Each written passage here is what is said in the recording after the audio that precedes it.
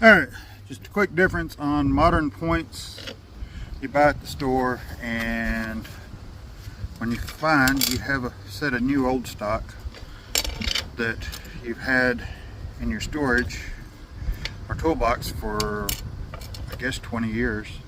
So this is new old stock that I found in my toolbox and storage. This, if y'all watched the video, I put it on my front mount distributor, my 9N, back in the spring.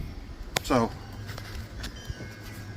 you see that the wear on it, it's not making full contact. It's right there, the black spot. I'll try to, on the end where it's making contact, but it wasn't lining up. Well, as you look back here, you see that where the Bakelite and the rivet failed. So this is the good one, new old stock, and you notice that you don't see any wear on it because it hadn't been used yet. But you notice how the rivet comes through. It has a rivet head that comes over. That has different style rivet. It's not solid. Whereas you look at this, that side, you see where when they riveted in, they flattened and pressed the rivet head.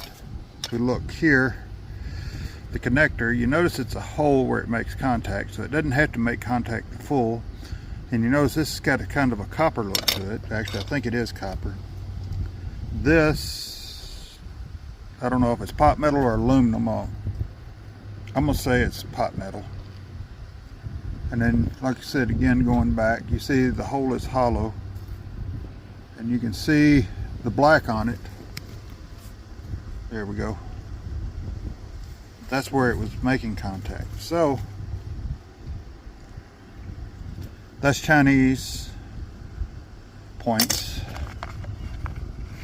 Time it was all I could get. Like I said, I found this and I couldn't find the ones I took off, and I was debating to whether to leave them on or not, but I was doing a video on changing points, condenser, and coil, so I changed them, and I couldn't find the old ones I took off that had been on there at least 10 years, maybe 20 years, that were still good.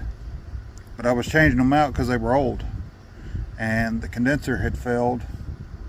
You see, these, it says assembled in Mexico, so I don't know if the metal was stamped somewhere else and then sent to Mexico and assembled, or if they were stamped at one plant in Mexico and then went to a different assembly plant. Like when I first started working manufacturing jobs in the early 90s, pre-NAFTA being signed, you'd work at a lot of places. Like I worked 2 different places making car air conditioner parts. One made the plastic vents, ducts, and all the plastic parts, the fans and stuff. The other one made all the metal parts, and then they would go to a third facility where they were assembled. Now both of those jobs I was working through a temporary service. Worked out there, one of them 6 months, the other one 9 months. Both of them I was encouraged to quit by my parents because they'd found me jobs, they said that was permanent jobs, in which, like I said, both of those I'd worked excess of 6 months, but both of those jobs they encouraged me to go to work at that was paying $2 an hour better, and they said was permanent jobs. They wound up, both of them played out in 2 months. So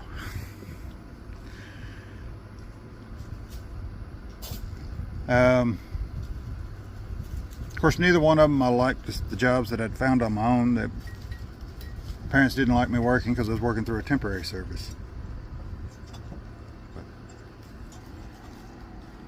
All right, well, I'm going to go ahead and end this video. Actually, I'm going to bring y'all back when I get it back together and show you what the new ones look like. I should have recorded how the old ones were looking, but that slippage there, that rivet, was causing it to where they wasn't opening, and I could adjust it out, but then I'd run the tractor for 2 to 4 hours and it'd further slip. Part of that's I probably melted that Bakelite getting the tractor hot, but I've gotten it hot like that mowing before in the summertime and never had these style of points fell on me. Because these new style, they didn't use as heat resistant of Bakelite plastic.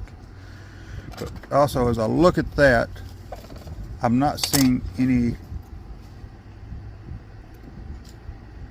fabric in there like that. You see how it's kind of braided? It's like they have nylon in that one they don't.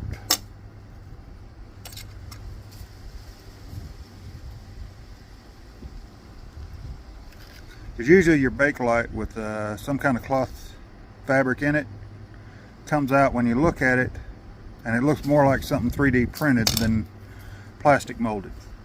Alright, y'all have a good day. Alright, so it's together. You notice how the two contacts line straight up. They're not like the other I showed you, the wear where it wasn't. If I take it in my hand, rotate it to the back,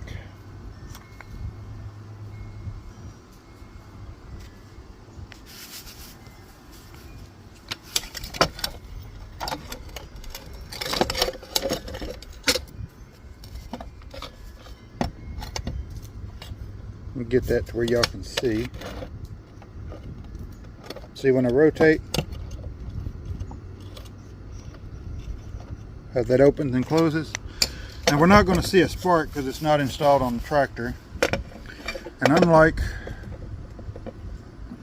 many of your other vehicles you see people showing you, this is off an old Ford Flathead, which has a front mount distributor. So the coil is a square box that sits on top with a single wire going to it that has a spring that makes contact there, and then to where the voltage goes in the coil comes out there where the spring makes contact with that. Part of the reason that brass screw looks so rough.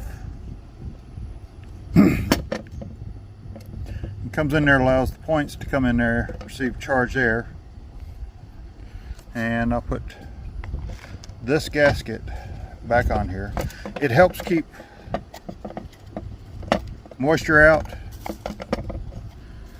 which is part of the problem. I think I've melted those cheap ones because I didn't have that gasket there for a long time, and I got the tractor hot and boiled it over.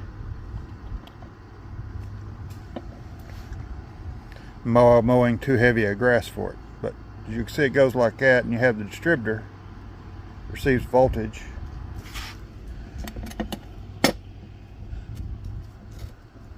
Because you have an implied AC voltage goes into the coil, it goes in, applies voltage to the condenser, which charges up, and then it releases through the points to go out to the distributor, which also has a contact. So without taking all that stuff, finding that stuff, cutting it open, of course you want to watch out because the oil inside a coil is not good for you. Capacitor is just thin metal strips wrapped in a circle with a paper barrier treated with an oil to make them non-conductive between the layers, so it charges up one side, and it's designed to where it sees enough of a conduction that voltage will go in there, charge it up, but then it's released the opposite direction. Discharges its charge once it builds it up to a full charge. The coil takes the applied AC voltage by the system, increases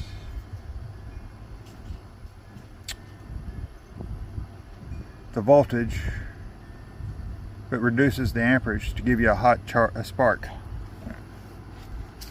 But you also have to be careful with the voltage you apply is what it's rated for.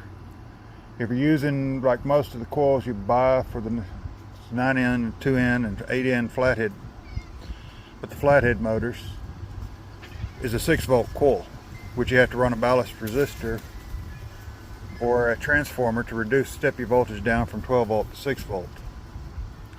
But if you go looking, you can find 12 volt coil and you can run 12 volt directly to it and not have to do something to step down your voltage.